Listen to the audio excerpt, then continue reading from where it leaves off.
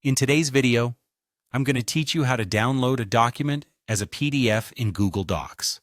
This is a quick and easy process that will allow you to save your documents in a widely compatible file format.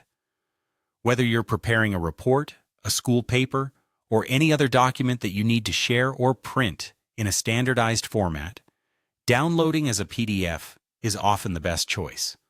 Let's dive in and take a look at how to do this seamlessly.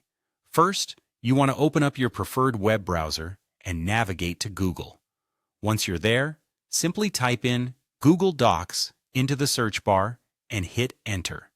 This should bring up the Google Docs website right at the top of your search results. Click on the link to access Google Docs. If you're not already signed into your Google account, you'll be prompted to do so.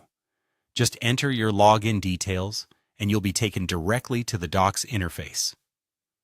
Once in Google Docs, you'll be greeted by a list of your recent documents. Take a moment to locate the document you wish to download. You'll be able to recognize your document by its title or most recent modification date.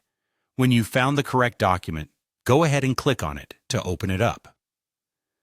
Now that you have your document open, direct your attention to the top left corner of the screen. Here, you'll see a menu bar with several options. What you'll need to do is click on the File menu. It's usually the very first option on this menu bar.